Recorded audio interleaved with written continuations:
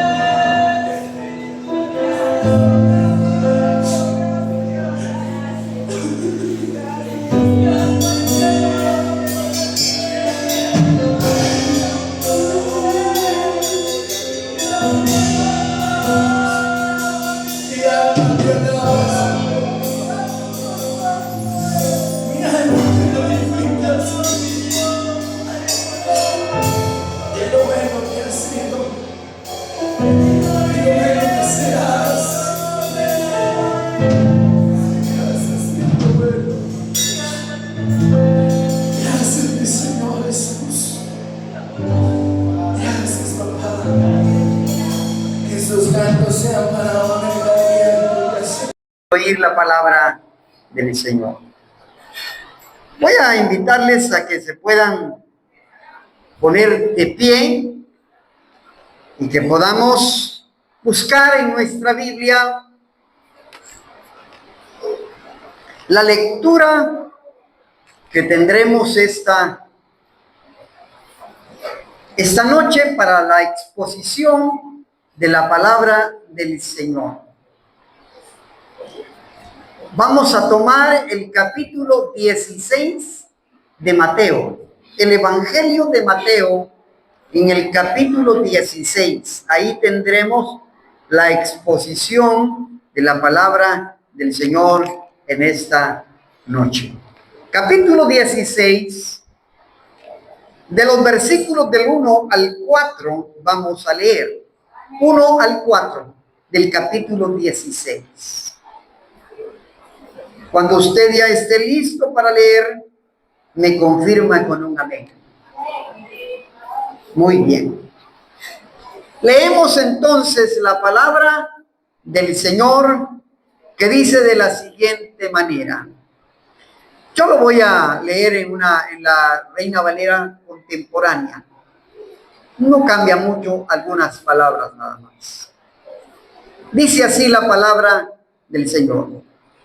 Los fariseos y los saduceos se acercaron a Jesús para ponerle a prueba y le pidieron que les mostrara una señal del cielo. Pero él les dijo: al llegar la noche, ustedes dicen, va a ser buen tiempo porque el cielo está rojizo. Ya, por la mañana ustedes dicen, hoy habrá tempestad porque el cielo está rojizo. Y dice así: bien que saben distinguir el aspecto del tiempo, pero no pueden distinguir las señales de los tiempos. La generación mala y adúltera demanda una señal, pero no recibirá más señal que la del profeta Jonás. Y los dejó y se fue. Pueden sentarse.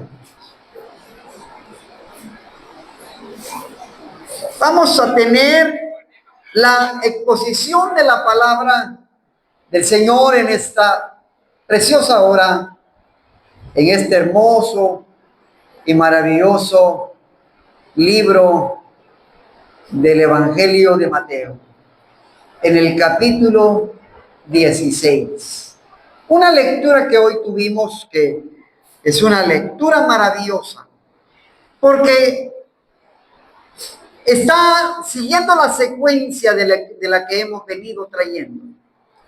La confrontación que hay con Jesús y sus seguidores. Especialmente estamos hablando de los fariseos y los saduceos. Dos grupos de personas religiosas que constantemente fueron teniendo confrontación con Jesús. Estamos ya acostumbrados a escuchar la confrontación que siempre hemos leído en el Evangelio con estos dos grupos de personas, estos dos grupos religiosos que formaban parte de lo que nosotros ya hemos leído en los Evangelios. El grupo religioso que se encontraba, que se reunía, que estaban constantemente, perseverantemente, el día sábado, el día de reposo, iban al templo, iban a la sinagoga, escuchaban lectura, oían exposición, leían la lectura de la Torá, escudriñaban la Torá, aprendían de memoria, recitaban de memoria y también interpretaban esta lectura. Pero la constante confrontación con Jesús fue llevando una cosa, llevaba a otra, y a cada momento iba de menos a más. A tal grado que la lectura de los evangelios, que la exposición de los evangelios, dice que buscaban una manera, buscaban una forma de hacerle caer. Le ponían trampas, le ponían pruebas, y lo querían entrampar con preguntas capciosas, preguntas comprometedoras que de alguna manera ellos querían escuchar o ellos querían oír que él tropezara, para luego llevarlo a la muerte. Eso fue constante, eso fue recurrente en estos dos grupos religiosos. Yo creo que ya a estas alturas yo ya he explicado, ya he predicado, he hablado de los grupos que habían, de los grupos religiosos que formaban el grupo de los judíos, de los israelitas.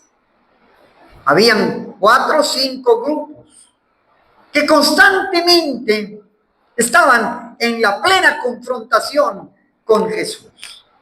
Mientras que había otro grupo que no era parte de ese grupo religioso, era el nuevo grupo, era la nueva organización, era la nueva conformación de seguidores, de discípulos que tenía Jesús. Hombres y mujeres sencillos, humildes, quizás algunos con poco estudio y poco conocimiento intelectual, pero que tenían hambre y sed de oír palabra de Dios y que estaban maravillados con sus enseñanzas y que también estaban asombrados con los milagros que él realizaba. Mientras que había también otro grupo que no creía en él. Había un grupo confrontativo, había un grupo que no creía y había un grupo de seguidores fieles que seguían constantemente a Jesús, a donde él fuera. Se iba a la montaña, lo seguían. Iba a la orilla del mar, lo seguían. Entraba a una sinagoga, estaban siguiéndole. En donde quiera que él llegara, donde quiera que él pisara, ahí estaban estos grupos, como ciertos grupos que hoy en día podemos identificar hoy. Hay muchos grupos en la congregación, en la iglesia, y cuando digo la iglesia no me estoy refiriendo solo a Bethesda, porque no lo estoy haciendo únicamente con la iglesia nuestra. Estoy hablando de la iglesia en conjunto, la iglesia universal, la iglesia de Cristo, que está en todas partes y que está en todos lugares. Siempre hay grupos así, grupos con hambre y sed de oír palabra de Dios. Y siempre hay grupos dispuestos a aprender, a seguir y a estar constantemente siguiendo a Jesús. Mientras que otros por ciertos intereses. Algunos hasta intereses carnales. Algunos hasta intereses emocionales. Pero siempre han habido ese tipo de grupos. Pero estos dos grupos en la lectura de hoy que menciona el evangelista, dice los fariseos y los saduceos. Estos dos grupos eran grupos que de cierta manera estaban oyendo el mensaje, pero observando qué decía, cómo lo hacía y en qué podían hacerle ocasión de caer. Y aquí es claro el evangelista. No nos deja a dudas. No nos deja a ninguna duda en particular. Porque la lectura como nosotros la leemos así, la lectura literal, como lo tenemos ahí en nuestra Biblia, dice, los fariseos y los saduceos vinieron a él para tentarle. Específicamente dice, para tentarle. Y la tentación, ¿en dónde estaba? ¿En qué querían provocarle? ¿En qué querían que él cayera en esa provocación, en esa trampa. ¿Y sabe cuál era la trampa? ¿Sabe cuál era el punto esencial de hacerle probar? Era pedirle a él, al maestro, pedirle al nazareno, pedirle a Jesús que mostrase una señal en el cielo. ¿Para qué querían ver una señal en el cielo? ¿Cuál es la razón? El evangelista no lo deja marcado, pero uno interpreta, uno lee, uno entiende que cuando está leyendo la lectura de la palabra del Señor, uno rápido intenta a interpretar que la provocación en que ellos querían que Jesús cayese era que hiciese una señal visible, una señal cósmica, una señal extremadamente poderosa, portentosa en el cielo. ¿Para qué? Para creer si realmente era el Mesías. Querían ver, querían tener algo palpable, algo visible, algo tangible. Ellos querían ver en Jesús que hiciese una señal poderosa. Tal vez como algunos de los profetas del Antiguo Testamento. Ya ustedes pueden ir en su memoria hacia el Antiguo Testamento y pensar en algunos profetas. En algunos de aquellos profetas que hicieron señales poderosas, donde en la demostración de esas señales hicieron que el Señor Yahvé, que Jehová de los ejércitos, mostrara su poder. Mostrara su poder. Pensemos en un profeta del Antiguo Testamento que hizo una señal, que mostró una señal tangible, palpable, de la mano de Dios, del poder de Dios, y que todos, me imagino que se quedaron asombrados, con la boca abierta, temerosos y con miedo, y creyendo que él era el Dios de Israel, era Jehová de los ejércitos. Ya usted en su mente vaya a un profeta del Antiguo Testamento. Le voy a citar uno nada más. Elías. Elías, cuando ora y pide a Dios que consuma aquel altar que tenían, en donde estaban también los profetas de Baal, en el reto y en el desafío a ver que Dios contestaba con fuego y consumiese el altar. Habían puesto el altar del sacrificio, le habían echado suficiente leña, le habían puesto bastante agua alrededor, y ese altar estaba ahí, listo para que el Dios que contestara con fuego del cielo, ellos iban a creer y iban a servirle. Pero el reto era enorme. Ya ustedes saben la historia, ¿no? Los profetas de Baal lloraban, gritaban, se rasgaban, clamaban, lloraban, intercedían. Pasaron un tiempo clamando y Elías hasta burlándose de ellos. Y entonces no pudo ese Dios Baal responder con fuego. Pero cuando le toca el turno a Elías, dice la palabra que consume el altar y seca el agua y se consume el altar, desciende el fuego. Una señal muy profética. Hay otros profetas en el Antiguo Testamento. Hay otros grandes hombres de Dios que Dios a través de ellos hizo grandes señales, que todos podían mirar las señales y quedarse perplejos, asombrados y creyendo en ese Dios, en el Yahvé, en el Dios eterno. Otro más le voy a dar. Cuando había un reto y había un desafío y una confrontación con Moisés, con los seguidores de la familia de Coré.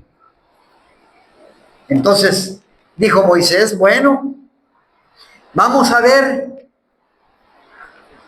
Si Dios está conmigo y Él quiere que yo siga guiando a este pueblo, o Dios quiere que use a Coré, y si es Coré el líder, el guía de este pueblo, pues mañana nos reuniremos a tales horas, junten sus familias, vengan todos, reúnanse, y Dios, el Dios que conteste, si me confirma a mí o le confirma a Coré. Porque Coré desafiaba a Moisés, porque Coré no creía en el liderazgo de Moisés, porque Coré decía que él era el mejor y que él tenía más capacidad que Moisés, porque Coré creía que Moisés estaba usurpando un lugar que no le correspondía. Y ya ustedes saben la historia, ¿no? Dios, cuando está el pueblo reunido en el campamento, Dios desciende fuego del cielo, la tierra se abre y toda la familia de Coré y todos los seguidores que seguían a Coré fueron tragados hasta el corazón de la tierra. Fueron llevados vivos al infierno. Son manifestaciones. Ahora los fariseos y los saduceos le dicen a Jesús: danos una señal. Danos una señal. Y me gusta cómo Jesús les dice, mas él respondiendo les dijo: cuando anochece, decís buen tiempo, porque el cielo tiene arreboles, dice Reina Valera. La Reina Valera contemporánea dice: el cielo está rojizo. Cuando hay señal en el cielo, que hay círculos y que está rojizo, eso se llama arreboles. Entonces la otra versión lo aclara. Ustedes cuando miran que el cielo está rojizo, ustedes ya saben interpretar, ustedes saben leer el clima, el estado, la manera del tiempo. Y cuando por la mañana dice: hoy habrá tempestad, porque también hay arreboles, porque también está rojizo el cielo, y porque también hay señales en el cielo, y de que de alguna manera ustedes interpretan rápido que va a llover, que va a caer agua, y que las nubes están puestas, y que va a venir agua del cielo. Ustedes saben entender, saben interpretar muy bien el clima del tiempo. Pero hay algo que ustedes no saben, les dice. Y les dice algo bien fuerte. Hipócritas. Le dice a los fariseos y a los saduceos: hipócritas, que sabéis distinguir el aspecto del cielo, mas las señales de los tiempos no podéis. Bien podemos titular el sermón de hoy: señales de los tiempos. ¿Cuáles son esas señales de los tiempos? Me pasaría un buen tiempo hablando, enseñando y predicando sobre las señales de los tiempos. Esto pareciera como que fuese un tema escatológico, amplio, complejo, para ir identificando cuáles son los signos, cuáles son las señales, cuáles son las pautas, cuáles son las pistas acerca de los acontecimientos finales. Jesús los confronta y les dice: ustedes entienden bien el clima, pero no saben interpretar las señales de los tiempos. Y es lo mismo que pasa con la gente hoy. Es lo mismo que pasa con la gente incrédula y la gente crédula, la gente creyente. Hablemos de los creyentes primero. Los creyentes de hoy no han sabido interpretar las señales de los tiempos. ¿Y cuáles son esas señales de los tiempos? Son muchos. Les podría citar muchos pasajes de la Biblia. Hemos estado estos jueves hablando de la segunda venida de Cristo, los signos de las señales de los tiempos, las pautas que tenemos acerca de su venida, todos los acontecimientos que miraremos, la forma, la manera en que va a acontecer antes que venga el Señor en su segunda venida. Y aquí no es que quisiera yo entrar en una escatología dispensacional, de aquellas de Hollywood que meten miedo a la gente, de aquellas escatologías de pánico, de miedo, pero las señales de los tiempos ya están dados desde hace tiempo. Hay mucho tiempo atrás que vienen dándose las señales de los tiempos y no las hemos podido entender, y no las hemos podido leer, y no las hemos podido interpretar. No las hemos podido interpretar. Y muchas de las señales de los últimos tiempos lo estamos mirando hoy mismo en la manera como se comporta la iglesia. La frialdad espiritual es parte de eso. La apostasía que hay en la iglesia es parte de eso.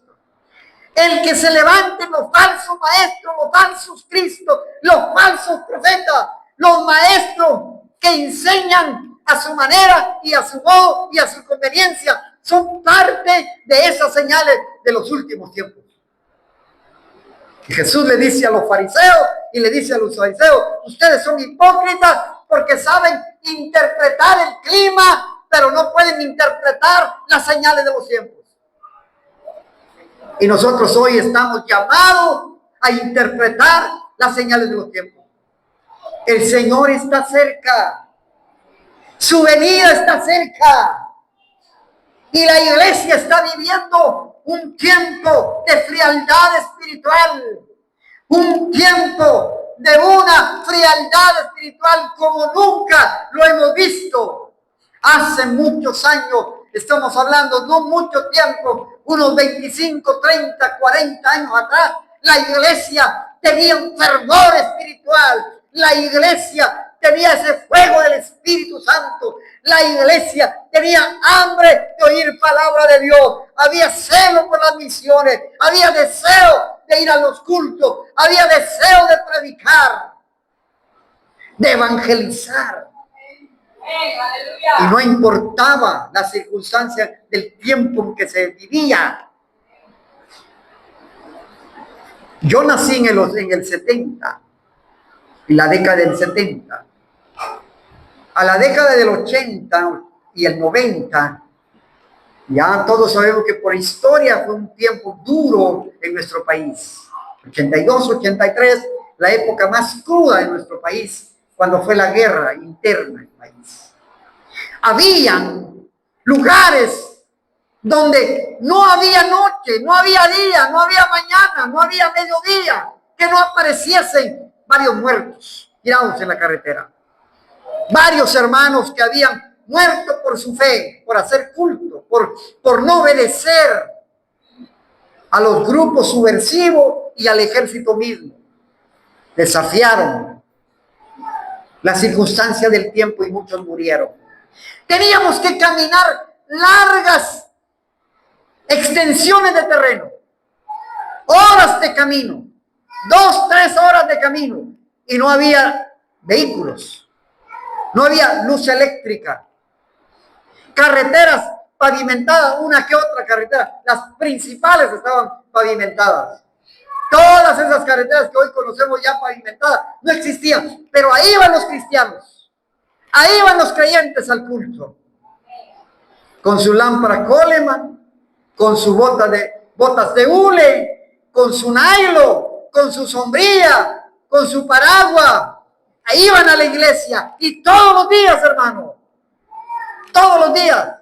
No había ni un día que la gente no iba a la iglesia. No había ni un día. Yo crecí en una iglesia donde no había ni un solo día que faltaran los hermanos a la iglesia. La iglesia todos los días estaba llena. Había hambre. Eso es parte de la señal. La frialdad espiritual, el amor de muchos se enfriará, dice la palabra. Fue pasando el tiempo y la iglesia fue decayendo. La iglesia fue decayendo. Hoy en día, la iglesia ha decaído bastante. Ya no hay búsqueda, ya no hay evasión, ya no hay perseverancia como se debiera de ser. Hay que perseverar, hay que buscar, no hay que ponerle pretextos al Señor, porque los pretextos no van a tener sustento en el día final. Ya este jueves voy a tocar el tema del juicio final. Eso va a ser el tema de este jueves, en la enseñanza doctrinal. No hay pretexto alguno, no hay ningún pretexto que pueda tener sustento, que pueda tener base, que pueda tener credibilidad para el Señor en el día del juicio final. Usted no puede argumentar en el día del juicio final: Señor, no perseveré, Señor, me quedé, Señor, me puse frío, Señor, porque en la iglesia hay muchos hipócritas, porque la hermana, porque el hermano, porque fulano vive así, vive así, y por eso yo no fui, y muchos problemas. No hay argumentos delante de Dios. No hay argumentos. Señor, yo no trabajé en tu obra porque yo ya había trabajado, o porque fulano y sutano no trabajaba, por eso no trabajé. En el día del juicio final, el juicio final no solo servirá para recompensar con la salvación a los santos y a los fieles y a los escogidos, sino para premiar a los que han trabajado en su obra. Será el día de premios también, de recompensas, y donde dice la Escritura que delante del Señor estarán todas las cosas ocultas de los hombres y de las mujeres. Nos pasará el Señor la cámara, el monitor se abrirá y no hay escapatoria. Y yo no podré argumentar: Señor, yo me quedé, Señor, porque fulano, yo miraba que no se componía, hacía esto, hacía lo otro, y por eso yo ya no fui. No hay escapatoria. Y otra cosa más, las cuentas son personales, únicas. No hay chance de defender a mi esposa, ni mi esposa me defienda a mí, ni a mi hijo, ni a mi hija. No hay chance para eso. Cada quien entregará sus cuentas. Bueno, le pedían una señal. Y ahora miren lo que el Señor le responde. La generación mala y adúltera demanda señal, pero señal no le será dada, sino la señal del profeta Jonás. Mire qué señal dice el Señor. ¿Cuál es esa señal? Ya todos conocemos la historia. Ahora, si el Señor dijo: no le voy a dar ninguna señal, la única señal que les voy a mostrar a ustedes, a los fariseos y a los saduceos, ahorita, es la señal del profeta Jonás. Y todos se quedaron pensando: ¿y qué será de Jonás? ¿O qué es de Jonás? ¿Y por qué Jonás? ¿Por qué mencionó a Jonás? Hay algún comentarista y un teólogo que dice: Jesús estaba dando a conocer su muerte. Era una muerte anunciada. Él estaba diciendo: ustedes no han leído, ustedes no han interpretado, ustedes no han entendido que la mejor señal que ustedes me piden es la señal que está frente a ustedes, y que se compara con la señal del profeta Jonás. Ahora, ¿qué pasó con el profeta Jonás? El profeta Jonás, un profeta que va a predicar a Nínive, un lugar que no era de la parte del territorio israelita, era un pueblo extraño, un profeta que va a un lugar donde él no quería ir, pero al final fue. Un profeta Jonás que yendo en el camino quiso esconderse y quiso irse para otro lado, y el Señor dijo: un momento, no vas para donde querés, vas para donde yo diga. Y fue lanzado al mar, un pez lo traga. Al tercer día, aquel pez, Dios le ordena: ve y saca al profeta a la orilla del mar, y el pez lo vomita en la orilla del mar. Cuando viene Jonás y aparece en la orilla, se va nuevamente a Nínive y va a predicar. Y predica por todas las calles de Nínive. ¿Y cuál es su predicación? Arrepiéntanse, porque Dios ha determinado destruir esta tierra. Si no se arrepienten de aquí a un tiempo estipulado que Dios dice, los va a consumir, los va a destruir, los va a exterminar. Deben arrepentirse. Y el pueblo oyó el mensaje de Jonás. ¿Y qué dice la lectura en el libro de Jonás? El pueblo creyó, le temió a Dios, doblaron su rodilla, se arrepintieron, Dios lo perdonó, Dios perdona al pueblo, ya no los castiga, pero Jonás se va a un lugar aparte a esperar en qué momento Dios castigaba a la tierra de Nínive. Pero aquel pueblo no fue castigado. ¿Por qué no fue castigado el pueblo de Nínive? Porque se arrepintieron, porque reconocieron que Dios era el único que sí los podía destruir y castigar. Quizás ya habían oído de Sodoma, quizás ya habían oído de Gomorra. Entonces ellos dijeron, bueno, vamos a proclamar ayuno y vamos a ayunar todos, hombres, mujeres, niños y animales, y le vamos a clamar a Dios. Pero al tercer día, Jonás sale a la orilla del mar y hace su trabajo. Entonces, rápidamente, lo que el Señor le dice a los saduceos y a los fariseos es, delante de ustedes está la persona que va a morir, que viene con un propósito, que viene con una definición, que trae un propósito, que está hablando a ustedes de arrepentimiento. Ya tienen a Juan, que ya les ha predicado de arrepentimiento. El Señor me ha enviado a mí. Ahora ustedes no me creen. Voy a morir. El Señor ha estipulado que voy a morir. El Padre ha estipulado que voy a morir. Pero al tercer día voy a resucitar. Él estaba hablando de su muerte expiatoria. Él estaba hablando de su muerte, que a través de la muerte de Cristo y de la resurrección de Cristo, nosotros íbamos a tener la esperanza más grande de nuestra historia. La esperanza de la resurrección. Y en la muerte de Cristo y en la resurrección de Cristo está el sustento del Evangelio. Esa es la base, ese es el sustento del Evangelio. Hoy no se puede sustentar el Evangelio con nada más que con la muerte de Cristo y la resurrección de Cristo.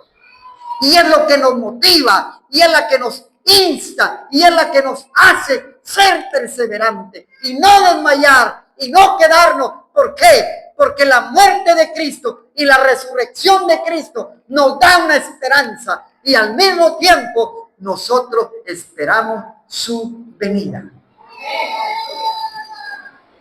Tremenda lectura de hoy.